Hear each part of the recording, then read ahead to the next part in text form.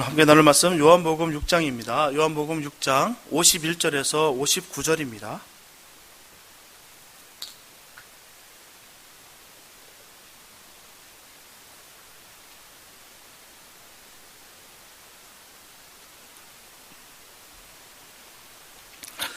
요한복음 6장 51절에서 59절 말씀입니다. 주님에게 한 말씀 봉독해 올려드립니다.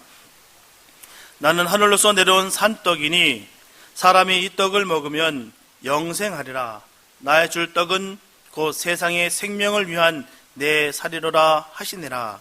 이러므로 유대인들이 서로 다투어 가로되 이 사람이 어찌 능히 제사를 우리에게 주어 먹게 하겠느냐. 예수께서 이르시되 내가 진실로 진실로 너에게 이르노니 인자의 살을 먹지 아니하고 인자의 피를 마시지 아니하면 너희 속에 영생이 없느니라. 내 살을 먹고 내 피를 마시는 자는 영생을 가졌고 마지막 날에 내가 그를 다시 살리리니 내 살은 참된 양식이요 내 피는 참된 음료로다.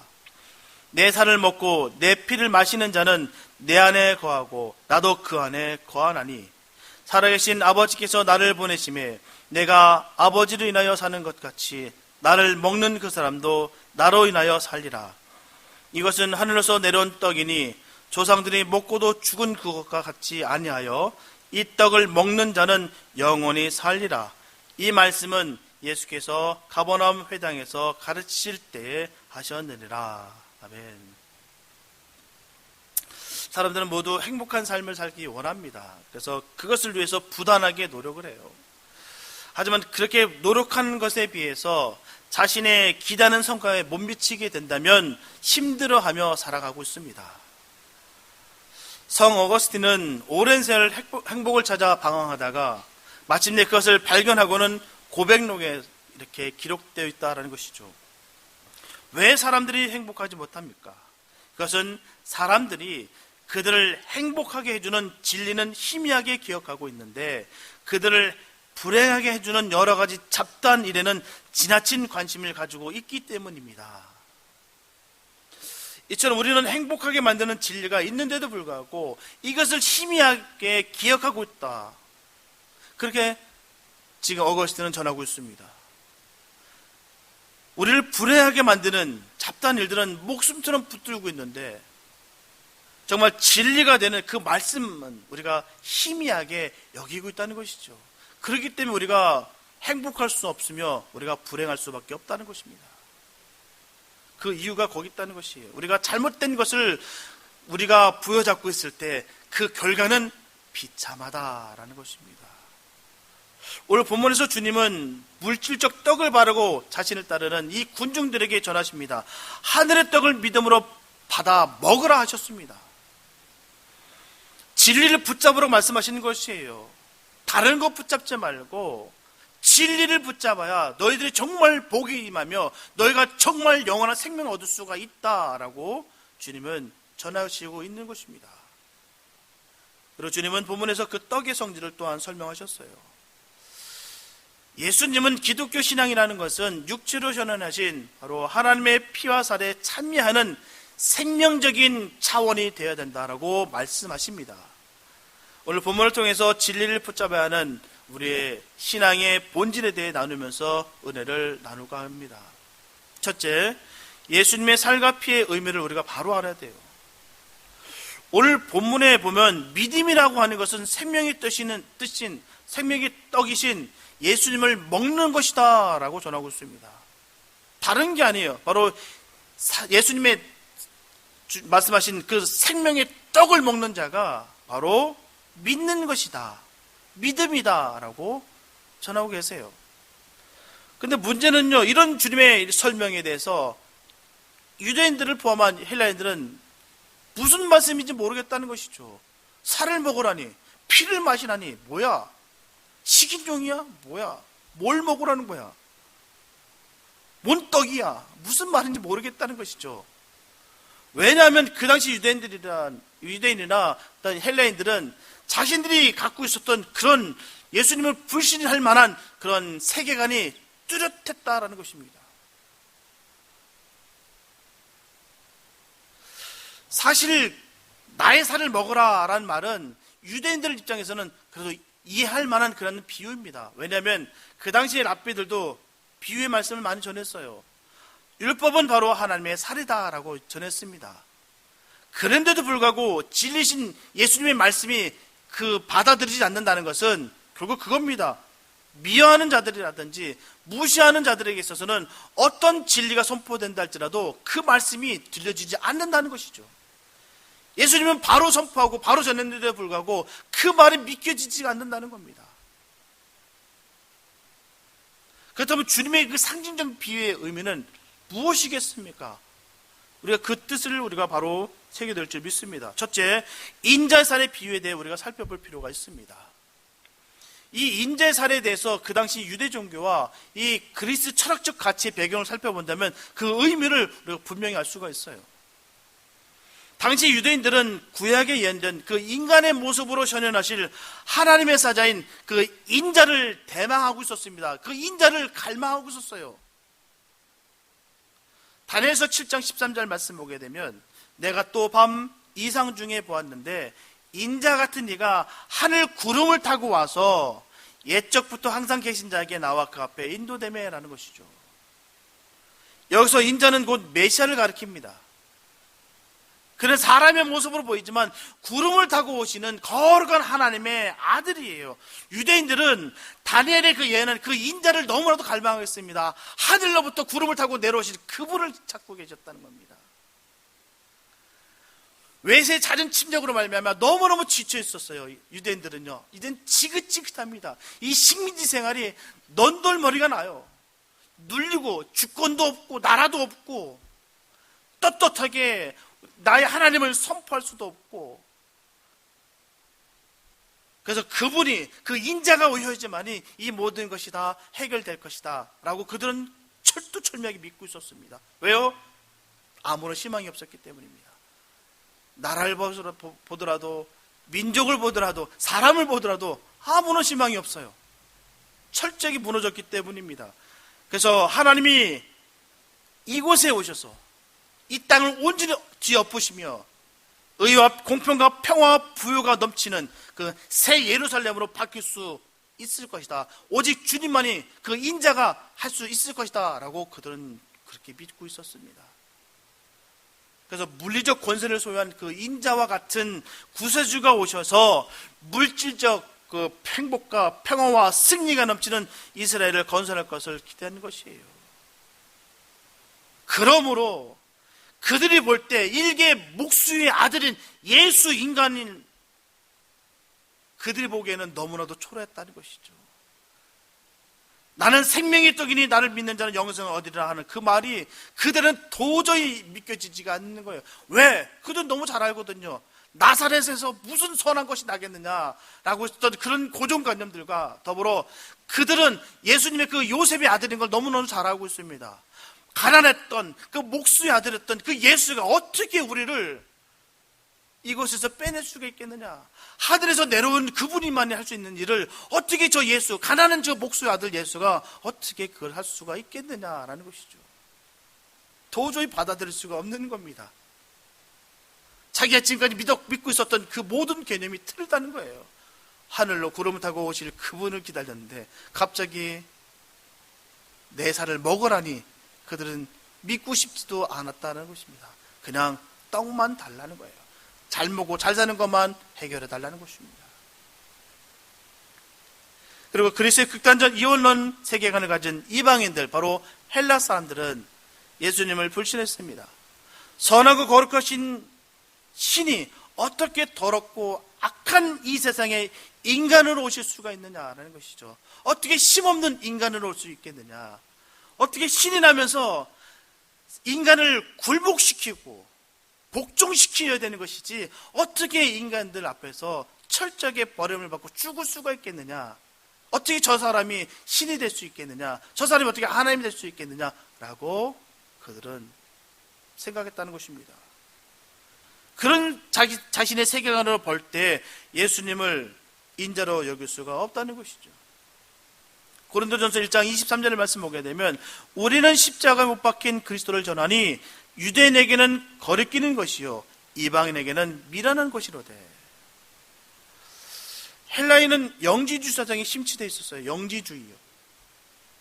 이런 이원론적 세계는 본질과 비본질, 이상과 물질의 이 두 세계로 나눠진다라고 여깁니다. 그래서 금욕주의와 쾌락주의가 발달됐어요. 영지주의 사상은 거기 핵심 가치가 거기 있습니다. 쾌락주의, 금욕주의. 둘 다 상반된 것 같으나 같은 말입니다. 어찌됐건 육은 악하다라고 취급하는 것이에요. 육은 도저히 해결 방안이 없다. 그렇게 여기는 것이 바로 영지주의입니다.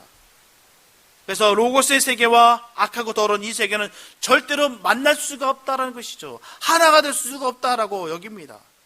그러므로 이 악한 세계에서 구원을 얻으려면 끊임없이 지식을 습득해서 점점 선하고 본질적인 세계를 이룰 수 있다라고 그들은 여겼습니다. 그래서 그 지식의 습득에 대한 그 엄청난 그런 갈망들이 있었다는 것이죠. 이런 세계관을 가지고 있던 그들에게 하늘 세계에서 물질 세계로 오신 예수님을 믿을 수 없을 뿐만 아니라 이 악한 세상 속에서 진리와 생명을 누릴 수 있다는 사실은 더욱더 납득할 수가 없다는 것입니다. 어떻게 신이 죽을 수 있느냐? 어떻게 저렇게 나약할 수가 있겠느냐? 저건 신이 아니다. 그들의 생각 속에 그렇게 잠겨 있었다는 것이에요. 어떻게 십자가 피가 죄를 벗길 수가 있겠느냐? 또 그 선포함으로 말미암아 그 뜻이 어떻게 이루어질 수 있겠느냐? 그들은 도무지 이해할 수도 이해하고 싶지 않다는 것이죠. 그렇기 때문에 헬라인들 또한 결코 예수님을 메시아로 받아들일 수가 없었습니다. 이와 같이 유대인이든 헬라인이든 이 불의하고 고난이 가득한 현세에서 하늘의 행복과 진리를 누릴 수 있다는 진리는 그들의 세계관으로는 결코 용납되지, 또한 그것을 납득하지 할 만한, 할 수 없는 그런 진리였다라는 것입니다. 하지만 너무나도 안타깝게도 이 사상들은요, 시대를 넘어서 오늘날 모든 불신자들의 보편적인 인생관이 되었다는 것입니다. 너무나도 안타까워요. 불신자들의 모든 생각들이 다 거기 있습니다. 예수를 못 믿는 이유가 거기 있는 거예요. 믿음의 눈을 가지고 바라보면 예수님의 은혜와 사랑을 마음껏 누릴 수가 있는데, 세상의 눈으로, 자신의 세계관으로 예수님을 바라보니 믿음을 갖지 못하는 자들이 너무나 많다는 것입니다. 그러므로 주님의 내 살을 먹어야 영생을 얻는다는 그 말씀은 나를 육체로 오신 하나님으로 믿어야 영생을 얻는다라는 신앙의 본질을 강조하시는 것이에요. 내 살을 먹어야, 영접해야 너희가 구원을 받는다. 분명히 기독교 신앙은 윤리적 대상이나 모범을 따르는 것이 아니에요. 세상에서 깨끗하게 잘 살았다고 해서 구원을 얻을 수 있는 것은 결코 아닙니다. 기준이 거기 있는 것이 아니에요. 이렇게 예수님을 먹어 영생을 누리는 자들, 그런 자들이 바로 거듭난 자다라고 말하는 것입니다. 그리고 거듭난다라고 우리가 가시적인 그 표현과 확정은 바로 내 삶에 들어오신 그 절대자 그분이 하시는 모든 말씀을 내가 생명을 걸고 내가 응답하면서 헌신한다라는 것이 바로 믿음입니다. 그게 바로 거듭남의 증거예요. 이것이 바로 기독교의 신앙의 본질입니다.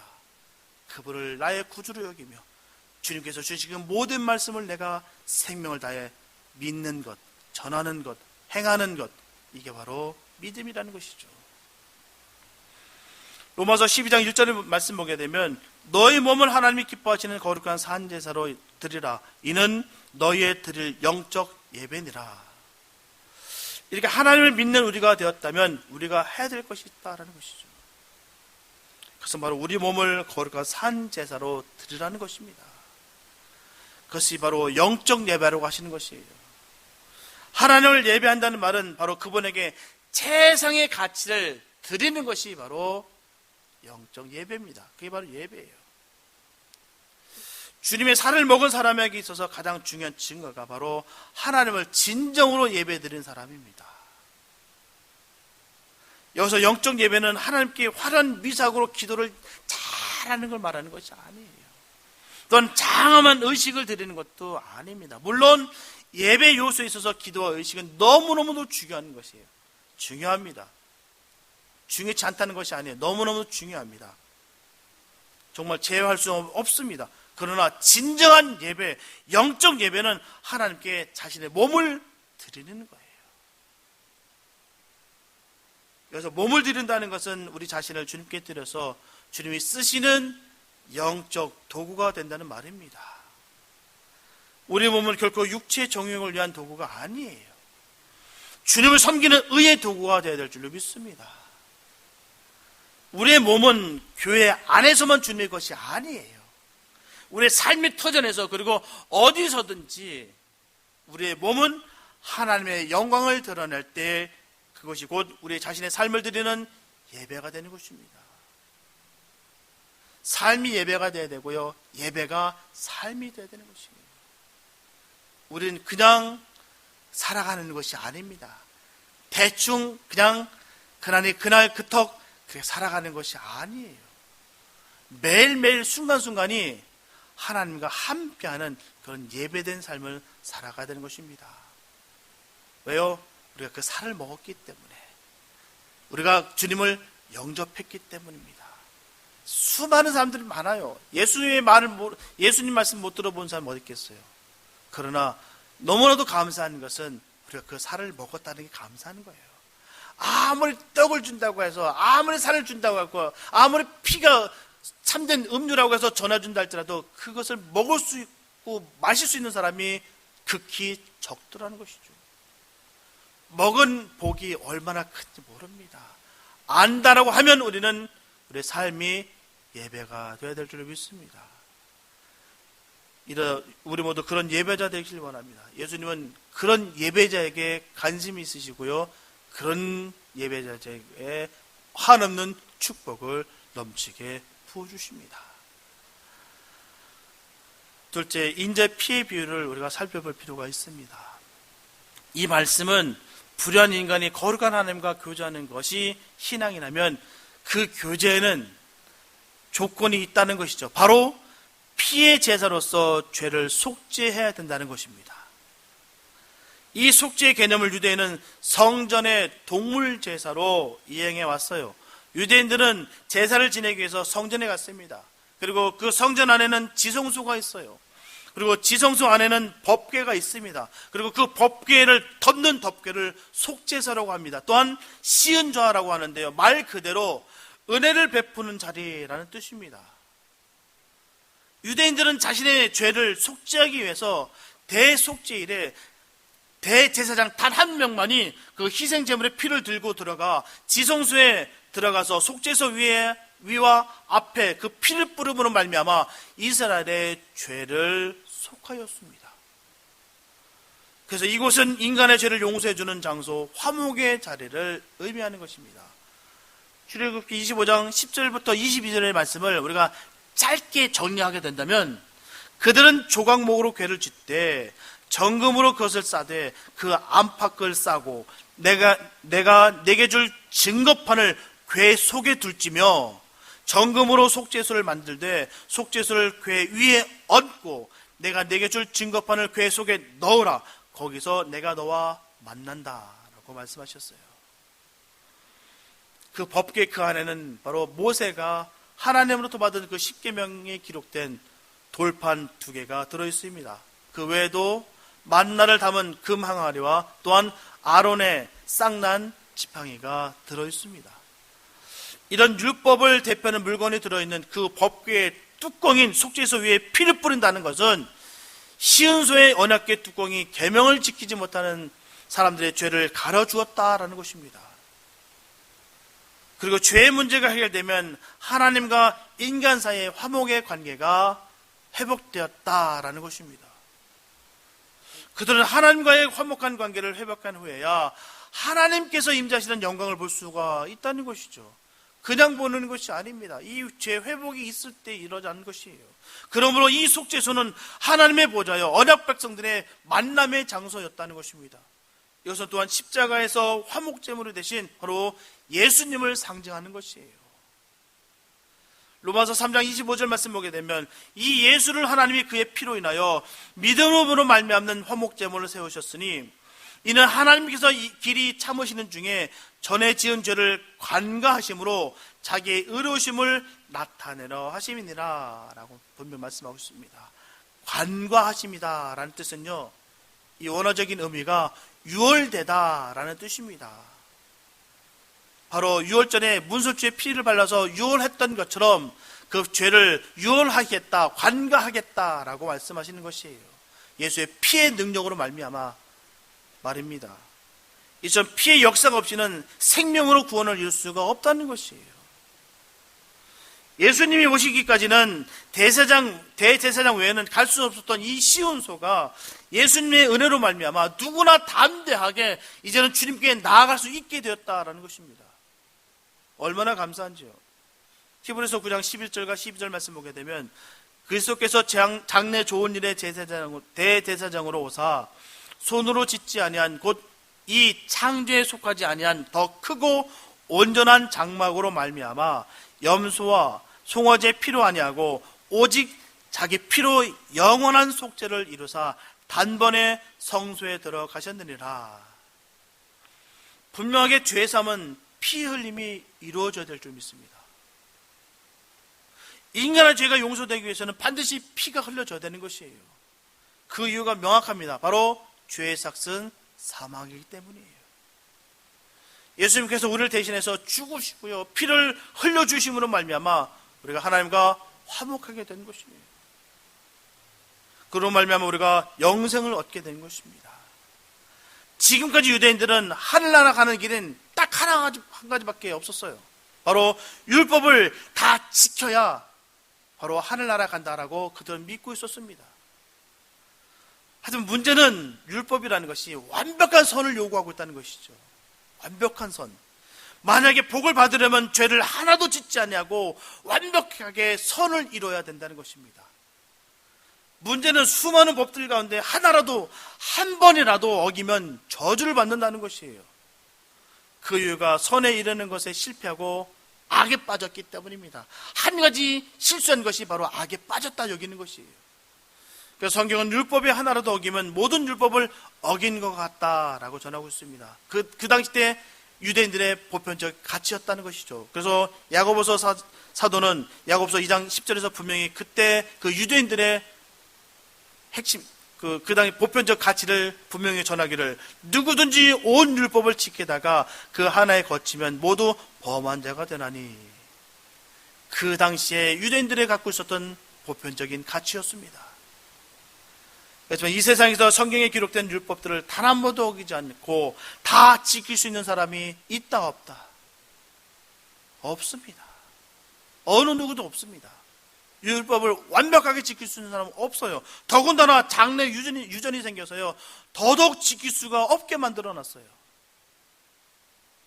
분명하게 인간은 율법을 다 지켜서 하나님의 복을 받을 수가 없습니다. 실상 우리가 십계명 하나도 우리가 다 지킬 수 있습니까? 그 십계명도 우리는 못 지켜요. 우리가 믿음 생활 잘한다고 뻥뻥 대지만 실상 한번 더 되돌아보십시오. 십계명을 우리가 지키고 있는지요? 우리가 지난 시간 금요 예배마다 계속 십계명을 다 나눠봤지만 그 계명 하나하나에 담겨있는 그 무게감이 엄청납니다. 우리는 십계명도 하나도 못 지키는 사람들이에요. 그런 사람, 완벽하게 율법을 다 지키는 수 있는 사람은 이 세상에 없습니다. 그렇기 때문에 하나님은 율법을 궤 속에 넣었고요, 그것을 덮으셨어요.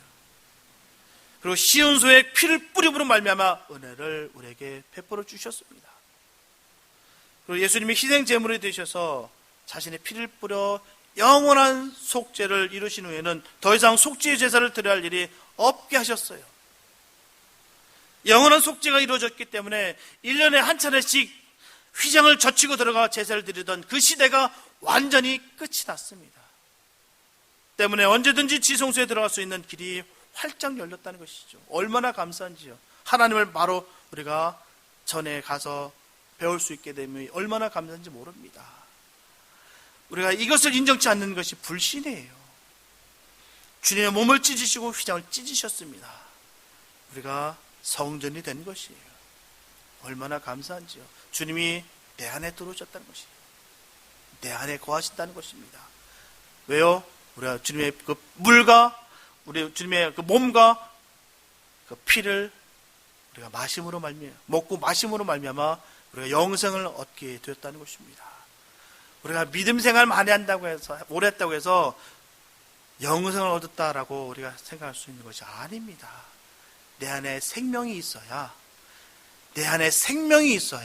성도며 하나님의 자녀며 또한 예수님의 사람입니다. 우리가 철두철미하게 우리가 늘 점검하시고 또 점검하면서 우리가 믿음 생활해야 될 줄 믿습니다. 내 안에 정말 예수가 있는지, 내 안에 정말 예수가 있는지를 늘 점검하시기 바랍니다.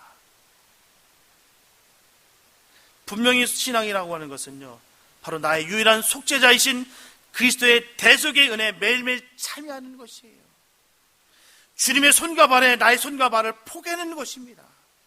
매일매일 주님과 함께 죽고 사는 문제를 그 가운데 살아가는 것입니다.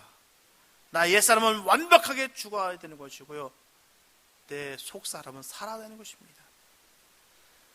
그런 말미암아 의와 영광을 얻어 하나님의 자녀로 거듭나는 사실을 우리가 늘 복되게 기억되며 살아가는 것입니다. 이런 믿음의 신앙이 있게 되시길 바랍니다. 주님은 우리에게 이런 엄청난 사랑을 우리에게 마음껏 부어주셨어요. 주님의 살과 피를 우리에게 주심으로 말미암아 우리가 그 영생을 얻었다라는 것입니다. 세상에 다른 사람들이 이 맛을 모르고 살아가요. 예수님의 그 몸을, 그 예수님의 피를 무슨 맛을 받겠습니까?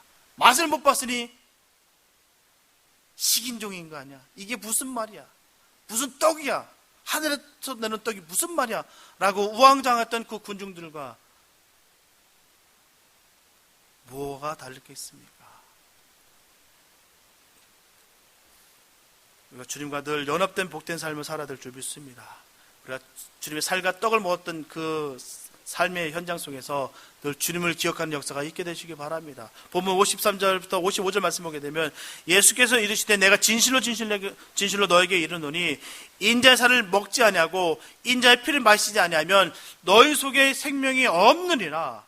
내 살을 먹고 내 피를 마시는 자는 영생을 가졌고 마지막 날에 내가 그를 다시 살리리니 내 살은 참된 양식이요 내 피는 참된 음료로다. 그 생명을 먹은 자들만 다시 그를 살리신다라고 말씀하시는 것이에요. 영원한 삶을 얻기 위해서 우리가 주님께서 살리신다라고 말씀하시는 것입니다. 누가요? 둘째 사망을 일으키는 것이 아니라 우리를 생명으로 살리신다는 것입니다. 둘째 사망은 믿지 않는 자들은 영원한 불못에 떨어지기 위해서 주님께서 살리시는 것이고요, 영원한 생명을 얻었던 그 살을 먹고 피를 마셨던 자들은 그를 다시 살려서 영원한 나라와 그 주님이 다스리는 그 새 땅과 새 하늘에서 하나님께서 함께 통치하시겠다라는 뜻입니다. 그 조건이 바로 주님의 살을 또한 피를 먹고 마신 자를 말하는 것이에요. 다시 말씀드리자면 이 삶을 통해서 우리가 얻어낼 게 뭐가 있습니까? 매일매일 삶 속에서 우리가 얻어낼 게 뭐가 있겠습니까? 우리 주님은 마지막 때 제자들에게 전하셨습니다. 이 살을 먹고 이 피를 마심으로 말미암아 나를 기념하라. 기념하라가 뭐겠습니까? 기억하라는 것이에요. 우리가 정확하게 말씀드리면 이와 같은 믿음으로 말미암아 참여하는 성찬식을 의미하는 것이에요. 삶 속에서 늘 성찬에 대한 삶을 살아가라는 얘기입니다. 하늘 보좌를 버리시고 비천한 인간의 모습으로 성육신하신 그리스도의 몸은 그를 영접한 모든 인간들에게 영생을 주는 생명의 떡이에요. 그의 피는 부활과 영생을 얻게 하는 참된 음료입니다. 그러므로 떡과 포도주를 먹고 마시는 것은 죄악된 나를 위해 십자가에서 찢기신 그리스도의 몸과 아낌없이 흘리신 그 피를 먹고 마시는 것이에요. 우리가 지금은 이 코로나 바이러스를 통해서 이 코비드19로 인해서 우리가 성찬을 하지 못하는 그런 아픔이 있습니다.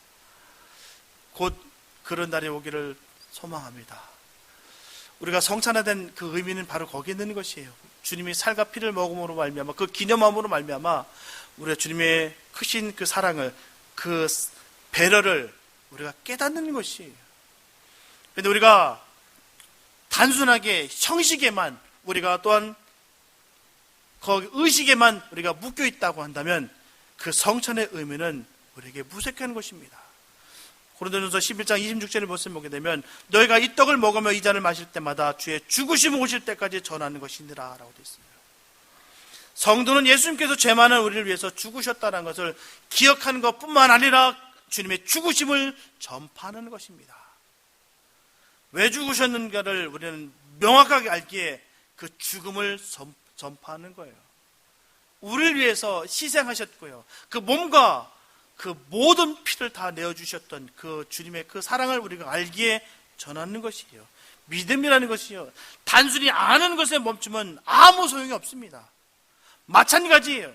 예수님께서 우리를 위해서 돌아가시는 것을 아는 것에 멈추는 것은 그건 무익하다는 것이죠. 우리가 예수님의 죽으심만을 기억하는 차원에서 벗어나서 그분의 죽으심을 선포해야만 될 줄로 믿습니다. 우리가 주신 그 살과 떡을 먹음으로 말미암아 그 주님이 살아 역사하시는 그 은혜를 우리가 늘 누리는 것이에요. 그냥 맹목적으로 우리가 살아가는 것이 아니라 주님께서 내 안에 계심을 늘 기억하면서 주님과 함께 동행하면서 내가 먹고 마시는 모든 것들이 다 성천되는 역사가 이루어질 수 있도록 우리가 간절히 기도하는 것입니다. 내가 평소의 일생생활 삶 속에서 하나님의 영광이 드러나는 것이에요. 그게 바로 예배와 그게 바로 우리 성도의 삶인 것이에요. 그게 바로 주님의 살과 떡을 먹는 자의 모습일 줄로 믿습니다. 주님은 지금도 우리에게 그 살과 피를 지금도 공급해 주십니다. 우리는 한 번 먹고 마셨다고 해서 끝나는 것이 아니라 그 먹은 것을 기억하고 그 주님의 그 숨소리를 늘 기억하며 그 음성을 늘 기억하며 주님과 함께 우리 삶의 방향을 걸어가는 것입니다. 우리가 그 살을 먹은, 그 피를 먹은 자의 삶을 온전히 살아가게 되시기를 바랍니다. 그 주님의 죽으심을 전하는 복된 삶이 되시기를 바랍니다. 사랑하는 성도 여러분, 주님은 고린도전서 10장 17절에서 우리에게 주시기를 떡이 하나요 많은 우리가 한 몸이니 이는 우리가 한 떡에 참여함이라 라고 말씀하셨어요. 떡은 하나입니다. 이 떡은 곧 그리스도의 몸을 의미하는 것이에요. 그리스도의 몸은 하나입니다. 예수님께서는 당신을 그리스도로 고백하는 자들을 하나로 연합하여서 서로의 신앙을 북돋움으로 말미암아 또 세상의 유혹에서 넘어지지 않고 참 신앙을 지키는 자들로 우뚝 서기를 주님께서는 바라십니다. 한 덩어리가 돼서 한 마음과 몸이 돼서 하나님 영광 마음껏 돌리는 그런 복된 삶을 살기를 간절히 바라시는 분이 바로 우리 주님의 원하신 바라는 것입니다. 우리는 그 살을 먹은, 그 피를 먹은 삶의 모습 속에서 참다운 주님의 모습이 드러나는 역사가 있게 되시길 바랍니다. 예수님께서는 모든 헛된 신을 버리고 믿음으로 당신을 영접한 자들과 늘 항상 함께 하십니다. 그런 은혜가 있게 되시길 바랍니다. 주님이 주신 그 참된 그 은혜가 우리 삶 속에 늘 흘러넘쳐서 늘 복된 역사가 흘러넘치길 바랍니다. 우리는 특별히 선택받은 자들이에요. 얼마나 감사한지 몰라요. 그 살과 피를 먹은 그런 복된 주님의 자녀들입니다. 오늘도 주님께서 주시는 그 복을 누리며 잠깐 누리는 이 세상에서의 삶만 우리가 누리는 것이 아니라 장차 올 그 날을 생각하며 오늘의 삶을 넉넉히 이겨낼 수 있는 그런 역사가 있게 되시기 바랍니다. 주님의 살과 피를 먹으시면서 우리에게 개인적인 기복주의를 넘어서 주님의 그 은혜를 온전히 체험하며 참다운 신앙을 세워나가는 예수님의 사람들이 다 되시기를 예수님의 이름으로 축원합니다. 기도합니다. 하나님 감사합니다. 아버지, 우리의 주님 은혜로 말미암아 주님의 살과 피를 마셨습니다. 세상 사람들은 자기 생각이 너무나 강하여 주님의 살과 피가 무언지 모릅니다. 그게 큰 어떤 가치가 있는지도 모릅니다. 그러나 우리가 너무나 그 사랑을 깨닫기에, 너무나 잘 알기에, 너무나도 그 은혜를 누렸기에 아버지 주님, 이 감사가 끊어지지가 않습니다. 아버지, 우리가 형식에 묶여 있는 것도 아니고 세상에 묶여 있는 것도 아니며 우리의 자만심에 묶여 있는 것도 아니고 오직 주님께 붙잡힌 바 되어 살아갈 수 있는 복된 우리 모두가 되게 하여 주시옵소서. 살과 피를 먹었습니다. 주님이 살과 피를 먹었다는 것은 주님의 희생을 우리를 인하여 주님이 죽으셨음을 우리가 안다는 것입니다. 아버지, 주님의 그 죽으심을 헛되이 만들지 않게 도와주시고 우리 삶 속에서 주님의 그 크신 은혜가, 주님 주신 그 능력이 나타나게 하여 주시옵소서. 우리만 알고 우리만 먹고 즐기는 것에 끝나는 것이 아니라 주님께서 주신 이 놀라운 그 사랑을 전하는 자 되기 원합니다. 세상 끝날까지, 마지막 날까지 주님의 이 살과 피를 전하는 자 되게 하여 주시옵소서. 영생을 누리는 자 되게 하여 주시옵소서. 영원한 생명이 우리와 함께하기에 우리가 당당할 수 있음을 다시 한번 고백합니다. 늘 감사, 은혜가 넘침을 다시 한번 고백합니다. 주님, 역사하여 주시옵소서. 주께서 인도하심을 믿사옵고 우리를 원하신 예수님의 이름 기도했습니다.